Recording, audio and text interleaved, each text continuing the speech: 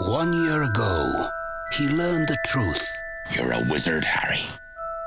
And his first year at Hogwarts School became legend. And so, for Harry Potter and his friends, another year begins.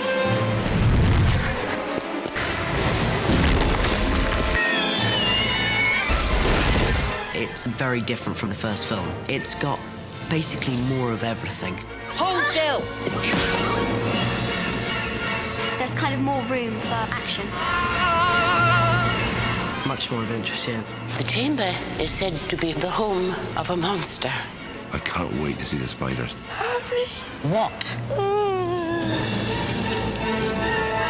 It continues to be a faithful adaptation of the second book. Who are you? Dobby the house elf. I think it's funnier than the first film. There's new characters in this. Nice big smile, Harry. Together you and I rate the front page. Everywhere that Gilderoy intercedes or intervenes and causes some version of mayhem. Draco's back, and he's a lot worse in the second film than he is in the first. It's just great fun. But if there really is a Chamber of Secrets, and it's really been opened, then that means that The heir of Slytherin has been returned to Hogwarts. The first film opened on Friday, and then on Monday we were immediately into shooting Chamber of Secrets. You know, you just back to work, back with the people you know. Hey, welcome back. It was really good to see everybody again. It was really good to actually sit in front of the camera and film with them. The challenge of the first film was to basically explain to the audience what's going on in this kid's life. Having done that, you can get into the second film and immediately get into the story. That's what's exciting about doing the second film. He's discovered his home at Hogwarts. Hogwarts is where he belongs. But when he comes back, he discovers that there's a real threat to his school. The Chamber of Secrets has indeed been opened. Oh dear, we are in trouble.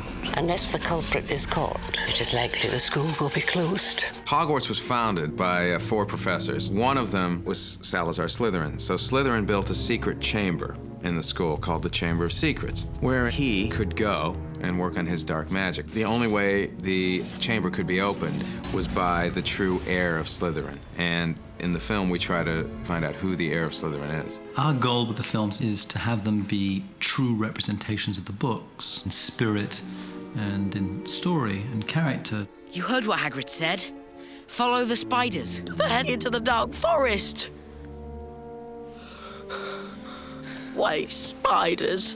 Why couldn't it follow the butterflies? It was also exciting to make a darker picture, slightly more of an action-adventure film this time around, which is really exciting to me. It appeals to the 10-year-old boy inside of me. Don't panic. Unlike a pure remake or a pure sequel, it's a story that exists on its own terms. Can we panic now? Harry's character is very different from in the first film. Harry's a lot stronger character. In the first film, Harry's very reactive to everything around him, and in the second film, he's very proactive. Rictus Sempra! Harry! Hagrid! Hello, Hermione. Hermione definitely becomes more sort of easygoing. She's kind of a little less obsessed with books and work, and she kind of settles down a bit. Why are we brewing this potion in broad daylight in the middle of the girls' lavatory? Don't you think we'll get caught? Ron's kind of changed because his sister's now there, and he's kind of got to be the big brother, kind of looking after the sister. And in this film, we've got the owl. I've got the owl, Errol, who's really, really stupid and clumsy. What we really wanted to explore in the second one is the fact that the kids are getting older. It's the second year at Hogwarts for these 3 children. So things are starting to get a little more complex. Relationships aren't as simple as they once were.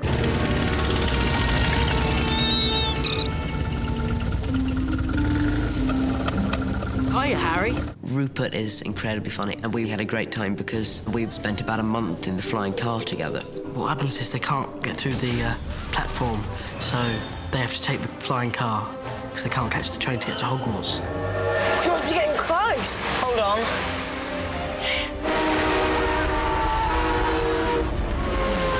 Which, in the end, turns out to be an incredibly bad idea, as they end up flying straight into an incredibly violent tree.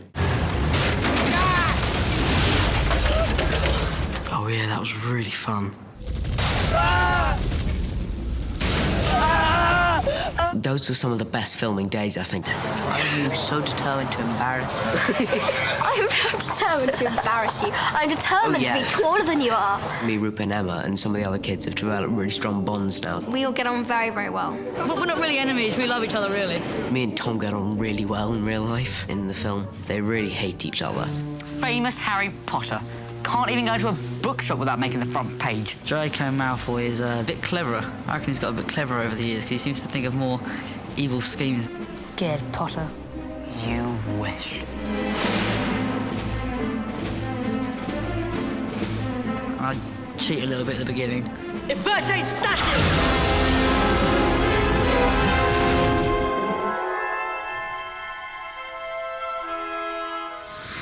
Ladies and gentlemen, Mr. Gilderoy Lockhart. Here he is.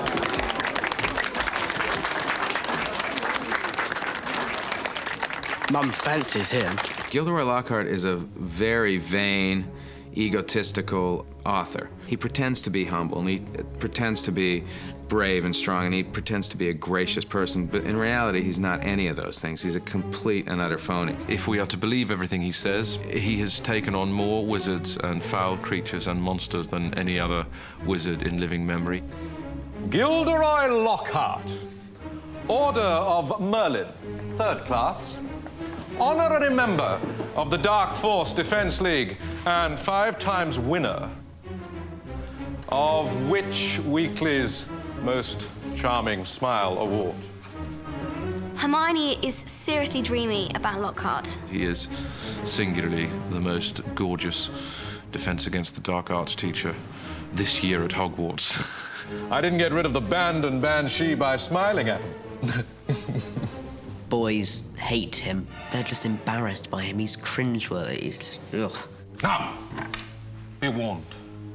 It is my job to arm you against the foulest creatures known to wizard kind. What tips Harry and Ron off is he can't quite deliver on his ability to control a group of Cornish pixies, which he's brought into the classroom. Pesky pixie pestanomi! That, as you might say, is not a success. Mr. Potter.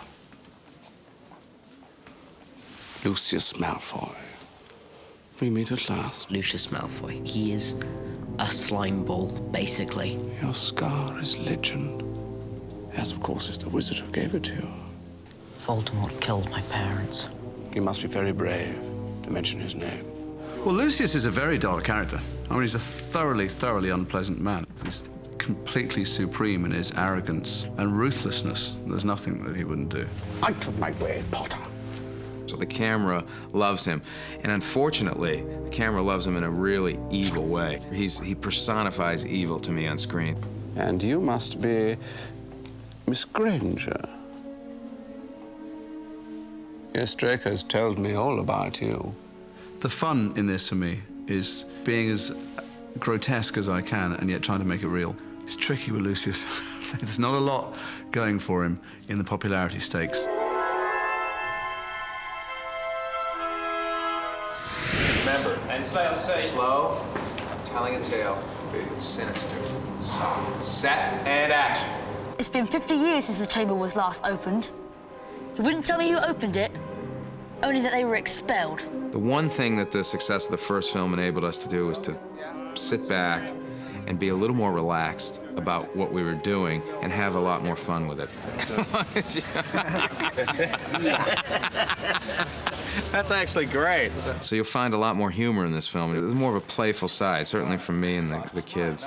Say something! Malfoy had just been really horrible to Hermione, and Ron tried to stick up for her and did a spell, but it hit him, and he began to choke out slugs. But they tasted quite nice, actually. Let's take him to Hagrid. It's an amazing world for somebody to play in. For a 12-year-old, you know, it's Oz. I am so lucky.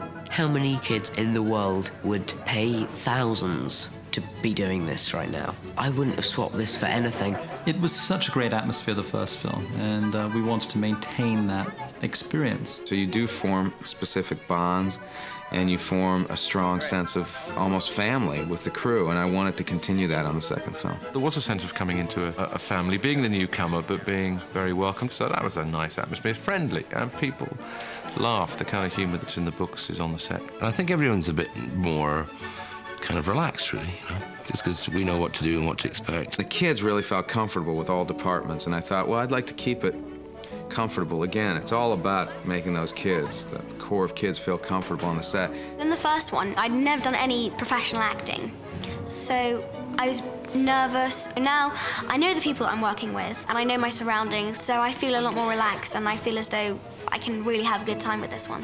When you look at him, I just want you to give him a cold, hard look when he keeps doing this. Like, don't roll your eyes, just like... Chris Columbus is wonderful. He's magic with those children. He's so patient. He's so understanding. They love him. He loves kids. That's excellent, guys. Really. Good focus.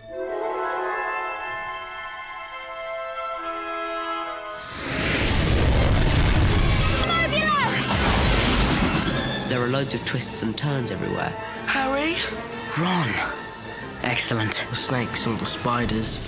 Not any spells? Quidditch. I suspect the audience will be quite looking forward to me getting my comeuppance.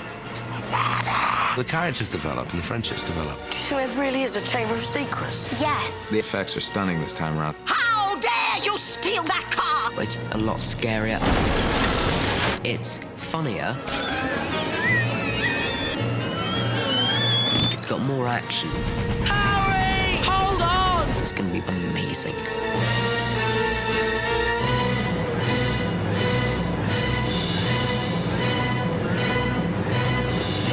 Harry Potter and the Chamber of Secrets. Let us hope that Mr. Potter will always be around to save the day.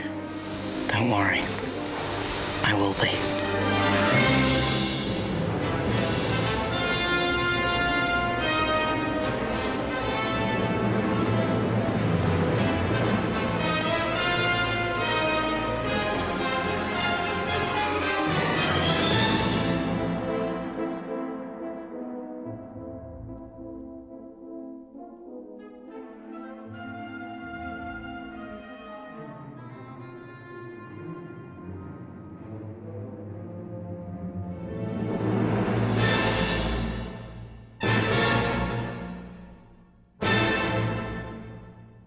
So sorry, dozed off. What have I missed?